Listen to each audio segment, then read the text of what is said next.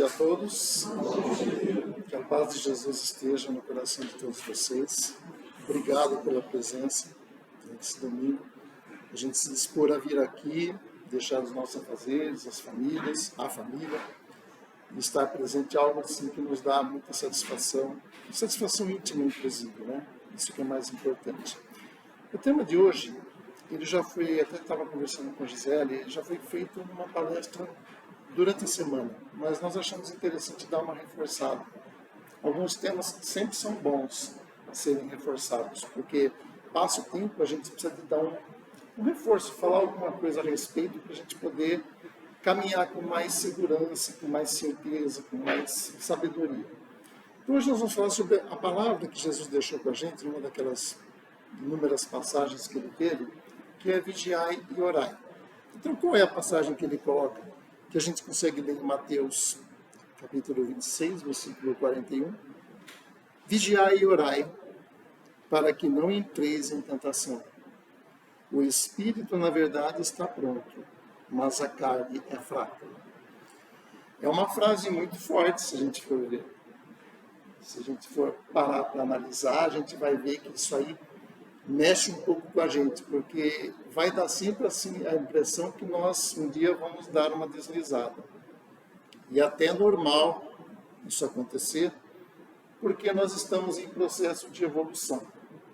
O que não pode ser é você deixar que isso seja contínuo, que isso continue. Às vezes vão aparecer coisas no caminho, pessoas, livros, situações que vai fazer com que você desperte. Se você tiver essa propensão em despertar. E isso é importante, aproveitar esses momentos. Às vezes a gente quer mudar a pessoa muitas vezes na forma de falar e na forma de agir, mas não adianta, porque ela não está naquele momento dela. Então nós temos que respeitar e entender que ela vai chegar num tempo onde ela vai aprender. Bom, mas vamos falar assim da parte do vigiar e orar, porque essa parte da tentação, ela vai estar sempre com a gente. Nós vamos estar sempre de uma forma ou de outra. Ou é em coisinhas bem simples, desde uma comidinha que você quer comer e você não pode, né, até coisas muito mais graves. Mas vamos dividir a parte entre vigiar e orar, porque já que a gente está imbuído no intuito de querer mudar, de se modificar, dizendo, puxa, o que eu preciso fazer? Como é que eu posso, né? A gente tem boa vontade muitas vezes, mas a gente está sempre deslizando. Quantas pessoas aqui já começaram a fumar e pararam de fumar? Quantas pessoas já pararam e voltaram? Então, é porque às vezes algumas coisas são mais fortes do que ela, e às vezes a pessoa quer e não consegue. Então, às vezes precisa de ajuda. A oração é uma forma de ajudar, porque muitas vezes na oração a gente se coloca em conexão com a parte superior e recebemos nessas conexões capacidades de poder absorver o que estamos precisando ouvir. Às vezes vem aquilo certo, né? Então vamos dividir a parte do vigiar e orar, e vamos fazer uma divisão. A parte da oração e depois a parte da vigilância. A parte da oração, todos nós sabemos como é que se faz para orar, né? Nós temos assim a capacidade desde quando nós somos crianças, já somos ensinados a falar o Pai Nosso, a rezar a Ave Maria, e assim nós vamos condicionando-nos a fazer a oração. Porém, algumas vezes ela se torna repetitiva e algumas vezes ela não tem aquele alcance que nós gostaríamos que ela tivesse. Por quê? Porque a gente ora e a coisa parece que não... Por quê? Porque não está saindo do coração. É importante quando a gente fazer uma prece, a gente fazer ela assim, do coração. Como se nós estivéssemos conversando com quem nós estamos querendo, no caso Jesus, no caso Deus. Colocarmos-nos como se nós estivéssemos de frente com Ele, porque nós colocamos eles tão longe, que quando a gente vê, a gente vai fazer oração, nossa, acho que nem chegou a oração lá, porque acho que nem ouviu, né? Mas ouviu. Então, os espíritos superiores que estão à nossa volta, os nossos mentores, eles estão ouvindo. E às vezes a gente faz a prece e nem percebe. Assim, meu Deus, por favor, você está fazendo uma prece. O simples fato de você se colocar à disposição para poder querer ajudar, a poder se ajudar, já é algo bom, já está valendo, né? E para a gente assim, saber o poder, o potencial de uma oração, eu cheguei a fazer uma pesquisa com um médico, ele se chama Dennis Birman. Isso aí tem na internet, se vocês puderem ver. no YouTube, tem uma palestra muito interessante dele. Ele é neurologista. O que ele estudou? Ele falou, bom, as pessoas falam da oração, que a oração é uma coisa boa, que a oração faz bem. Alguns falam do placebo, né? O que é? Você orou, mas você deu certo porque você estava no caminho de se melhorar e você se melhorou sozinho. Ele falou, não, deixa eu pesquisar para ver como que é isso, né? Então, o que ele fez? Ele estudou, não sei, ele não colocou quantas pessoas ele estudou, mas ele estudou, então vamos colocar que estudou uma pessoa, e ele fez, assim, uma ressonância na pessoa, na cabeça da pessoa. E ele falou assim, abre os olhos agora. E quando ela abriu os olhos, ele reparou, na ressonância, que a parte posterior, né, do nosso cérebro, a nossa visão ela é condicionada aqui atrás. Ela se encheu de sangue. Houve um irrigamento e irrigação. Houve um afluxo de sangue nessa região aqui. E ele percebeu, nossa, então quando ela olhou, isso aí aconteceu. Nossa, que interessante. Aí ele falou, fecha os olhos. Agora você faça uma oração. Quando ele começou a perceber, quando a pessoa começou a fazer a oração, ele começou a perceber que a parte pré-frontal, essa parte frontal nossa aqui, ela começou a se irrigar. Ele falou que teve um aumento, ele conseguiu medir essa parte aqui em 7 mililitros por minuto. Então, houve uma irrigação de 7 mililitros por minuto nessa região a partir do momento em que a pessoa começou a fazer a oração. Ele falou, nossa, que interessante. Então, a parte científica que a gente não tinha conhecimento, agora está chegando para a gente. Muitas pessoas falam assim, orar adianta.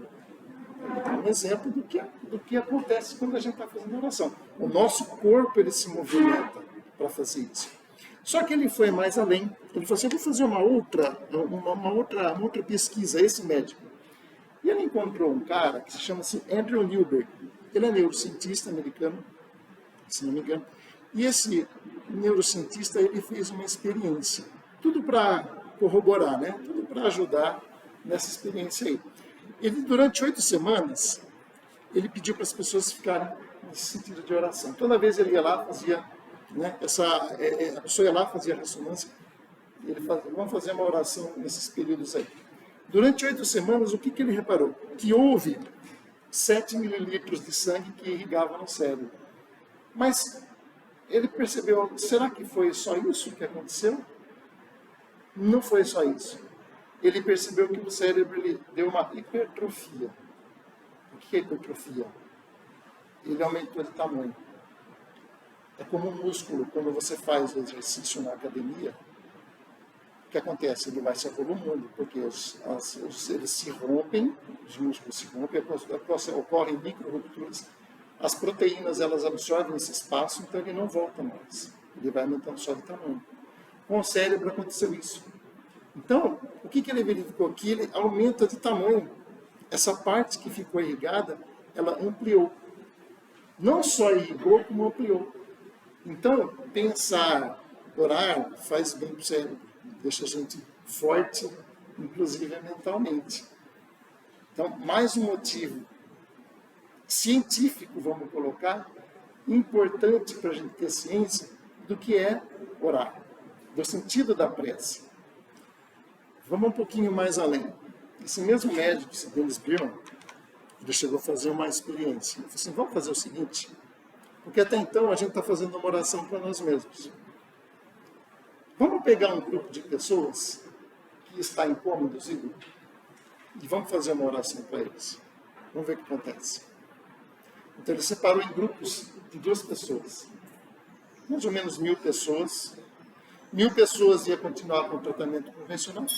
E as outras 1.000 pessoas iam continuar com o tratamento convencional, porém com uma oração. Pessoas externas orando, não era ele que estava orando. Ele falou assim, essa pessoa está com fentanil, com midazolam, para manter ele em coma induzido. Ele não tem consciência do que ele está fazendo, nem de onde ele está. Então ele não pode orar, ele não sabe orar, ele não tem como orar. E ele constatou que essas pessoas orando para esse grupo, a melhora desse grupo foi muito mais significativa do que a do outro. E aí, como explicar? como a gente explicar que a nossa oração, de repente, para nós, o cara não sabia, ele estava como induzido. Como é que ele vai saber que ele não sabia? Alguém estava orando por ele e ele recebeu uma melhora na oração. Então, olha que interessante, o processo de oração, ele não só nos ajuda, mas ajuda à distância. É fantástico essa descoberta, porque aí a gente passa a ter uma noção muito maior do que é orar. O sentido da oração, a importância de orar, não só para a gente, como para o próximo. De que forma orar? Ora de coração. Pega aquele seu momento, no momento, às vezes naquele momento, Deus me ajuda, você já está orando. Ou então senta, conversa, Jesus, vamos conversar um pouquinho? Olha, eu estou passando por isso, por lá. Jesus, ele é um psicólogo. Com certeza você vai receber a sua ajuda, mas não espere a ajuda, muitas vezes ela não vai vir na hora. Às vezes é isso que a gente fica um pouco decepcionado, porque nós, como seres humanos, ainda temos aquela coisa da criança, né, interior, que quando a gente quer uma coisa, se a gente não tem na hora, a gente chora, né? A gente faz birra, a gente bate o pé e a gente faz tudo. Então, às vezes não vai vir do jeito que você está esperando, não vai descer um anjo, não vai se materializar e vai falar assim para você, meu filho, faça isso. Não. Pode acontecer, pode com 0,001 de pessoas, mas acho que não é o nosso caso. Então, como é que a gente vai receber essa resposta? No outdoor, no livro que você viu, numa mensagem que você leu, alguém que falou para você, numa conversa que você ouviu, ou então você está com o radar ligado. Então, o que nós temos que fazer? Orar. E aí entra a segunda parte. Vigiar. Mas vigiar de que forma? O contexto de orar, como vigiar, entra aí. Eu orei. Então, eu fiz a minha parte. Vamos ver como vai acontecer? Fica assim, atento. Observa as circunstâncias, observa o que está acontecendo ao seu redor. Não é? O sentido do vigiar nesse aspecto observa o que está acontecendo ao seu redor, para que você possa, enfim, seguir em frente. E também, vamos e convenhamos, as orações que nós fazemos, as respostas nem sempre são aquelas que nós queremos. Nem sempre o que a gente está orando é aquilo que a gente necessita, aquilo que a gente precisa, não aquilo que a gente quer. Porque a gente sabe que é o que a gente vai fazer agora, mesmo a gente não querendo, lá na frente vai dar uma sensação boa, uma coisa boa. Né? Então, às vezes a gente precisa, eu não quero fazer isso, eu não gosto de fazer isso, mas eu preciso fazer. Porque lá na frente eu sei que isso aí vai me ajudar. Então, é uma forma de vigiar. Vigiar o que está vindo, né? Observar nesse sentido, captar. Mas o vigiar não fica só nisso. Você lembra que a gente falou no começo, que Jesus comentou que a carne é fraca? Então, o que acontece? Nós temos... vou fazer aqui nosso roteiro de vida. Nós estamos aqui. E quando a gente fala em vigiar, a gente tem que observar o seguinte, duas coisas, né, do vigiar. A gente está, muitas vezes, condicionado a contato com pessoas e com circunstâncias. E, às vezes, essas pessoas, essas circunstâncias, mexem com a nossa energia, nos põem para baixo, nos deixa meio, né, meio fora do prumo. Então, eu preciso me vigiar. Então, o que você faz? Você ora. O sentido da oração é a captação. Enquanto a gente não está ainda absorvendo o sentido da oração, a gente tem que começar também a se conhecer melhor. Né? Isso a gente vai começando com o tempo. Bom, eu vou fazer a minha oração. A oração, nós vimos o que ela faz. Ela faz coisas maravilhosas. Inclusive, nos proteger de energias que são intrusas, de pensamentos intrusos, de pessoas intrusas, espíritos intrusos, e aí afora. Então, quando nós fazemos a nossa oração, a gente faz uma proteção em torno da gente, certo? Para que as coisas negativas não entrem em nós. O sentido da oração é nos proteger contra isso tudo que está acontecendo fora. À medida que a gente vai se conhecendo, a gente vai usando a oração mais o nosso conhecimento. Então nós vamos reforçando, né, esse escudo que nós temos aqui. Então a gente vai conhecendo. Porém, tem uma coisa, né? A gente está se preocupando em vigiar para a gente não receber as energias intrusas. Mas e a gente? Será que nós não somos intrusos de alguém? Será que a gente está atuando sobre as pessoas ou sobre as situações de uma forma assim? Porque até então a gente está querendo se proteger. Olha, meu Deus, olha que coitado de mim, o que está acontecendo comigo. Só que e se a coisa foi diferente? E se foi você que está fazendo isso? Não é? E se a coisa for assim, ó? Tá? Isso aqui não existe. E você tem o quê? Tudo isso aqui. Porque até então você está pedindo oração, né? Para ajudar. Então é você que está fazendo isso. Né? Como é que fica? Como é que a gente se porta? Até porque, pior ainda, né? Você não sabe disso. Você está fazendo de forma inconsequente às vezes. Você não está sabendo que você está agindo. Às vezes você está agindo de uma forma, você está sendo o obsessor de alguém, de alguma ideia, de alguma situação. E aí? Será que nós não temos também que vigiar os nossos atos? Vigiar, né? Vigiar o quê? Os nossos pensamentos. Como estão os nossos pensamentos hoje? Será que eles estão bons? Será que nós estamos fazendo bom uso do nosso cérebro, da nossa parte do pré-frontal? Não é? E se a gente pensa, a gente fala. Como é que estão as nossas palavras? Quantas vezes a gente pensa e não fala? Já é um bom caminho, né? A gente se segura para não falar uma coisa que está na ponta da língua, que sabe que vai dar encrenca. Mas se você não tem esse recurso, a coisa sai e aí a palavra é aquela coisa. Eu sempre falo para as pessoas que conhecem, cuidado com o que você fala. Cuidado. Porque lá na frente, depois, não tem conserto. Você fala assim, é que nem a flecha, né? Uma flecha uma vez atirada, ela não volta para o arco novamente. E aí, para a gente consertar uma coisa, leva tempo, leva circunstância, porque o outro lado muitas vezes também não está sabendo, pega o impacto daquilo que você falou, e aquilo ali fica, e aí para consertar é difícil. E se você tem os pensamentos, se você tem as palavras, não é cristão.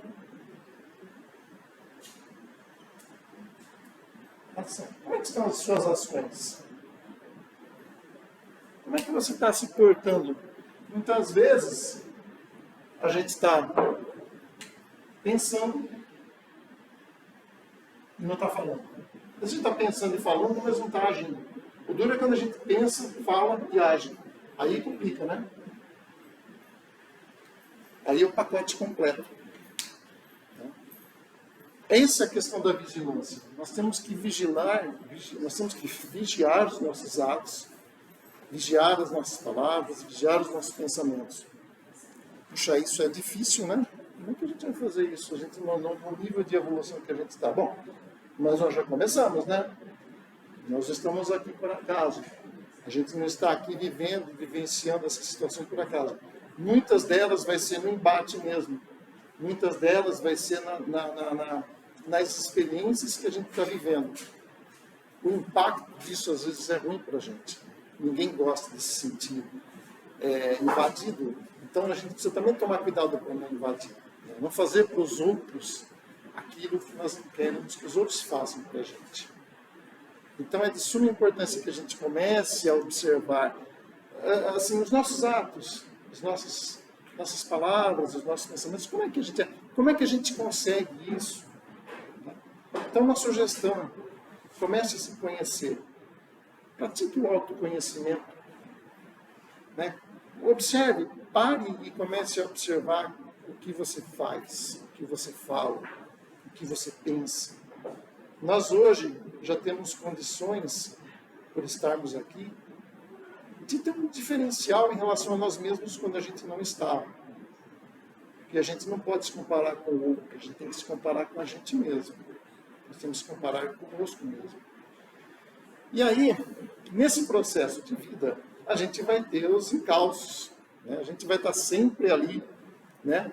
Passando por situações que vão convidar a gente a... né? É aí que está o processo de vigilância. Enquanto a gente tem que vigiar os nossos atos e tudo aquilo que a gente tem, palavras e pensamentos em relação aos outros, e também observar, quando a coisa está chegando, como é que a gente agir. Você pode até xingar para desabafar, mas não vai ajudar em nada. Já vai ficar tão nervoso quanto e vai abrir uma bela de uma brecha. Né? Em vez de você fazer com que o seu escudo esteja pronto, né?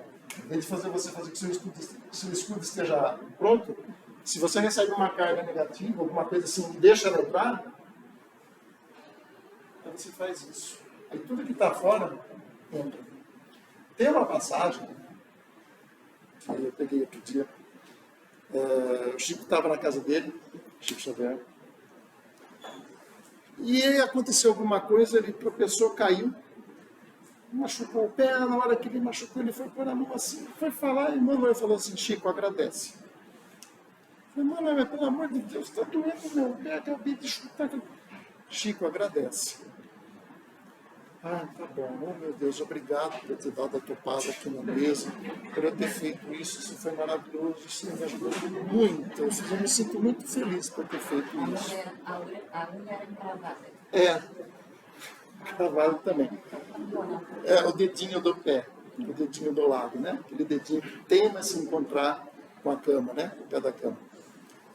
E no final da noite, quando ele foi fazer as orações finais, ele falou assim, mamãe, você falou para eu agradecer exatamente no momento que eu estava... Nossa, estava difícil para falar. Ele falou assim, Chico, se você não agradecesse naquele momento, você ia xingar, você ia dar uma brecha muito grande. Existia ali uma turba de espíritos que estava esperando exatamente isso. Eles estavam esperando você falar alguma coisa ruim, porque aí eles iam começar a... Era deixa, né? Era deixa. Porque eles trabalham, gente, assim, na deixa, tá? Eles ficam ali esperando. Ninguém vai falar assim para você, olha, eu vou fazer mal para você, tá? Eles ficam na espreita. Eles ficam estudando o que você faz, como você fala, como você age. É bem assim mesmo. O mal, ele não vai de frente e fala assim, vou fazer mal para você. Não. E a gente tem que saber disso, a gente tem que conhecer isso. A gente tem que ser mais esperto que eles. E no caso ali, Chico foi, apesar da circunstância, ele foi advertido. Por quê? Porque se ele não fizesse aquilo, era um prato cheio para eles.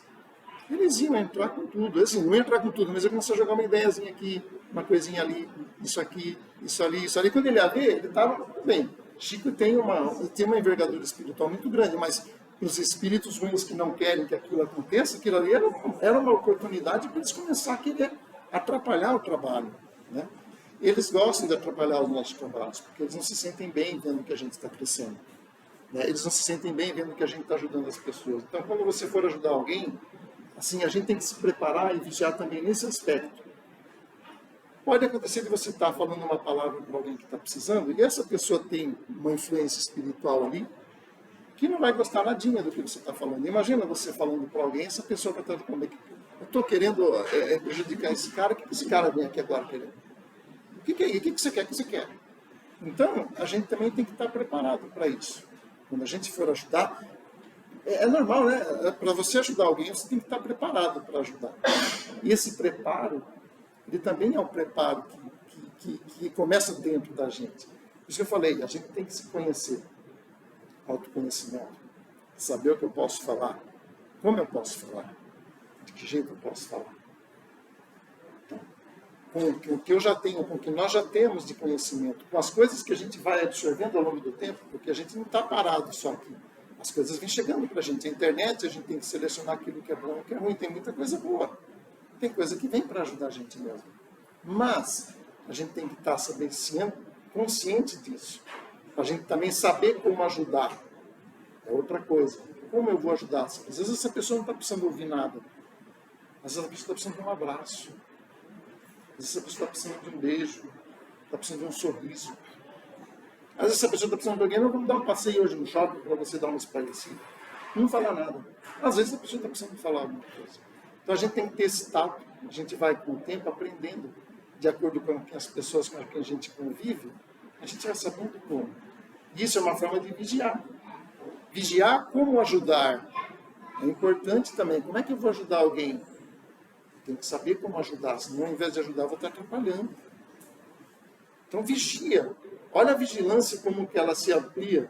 Ela não significa só vigiar de quem está vindo de fora, as energias, a gente tem que se vigiar. A gente tem que se conhecer, para a gente poder fazer o nosso melhor. Então a ideia hoje era reforçar esse sentido de vigilância que a gente tem que ter. E na oração, até pedir, nos momentos que a gente puder fazer,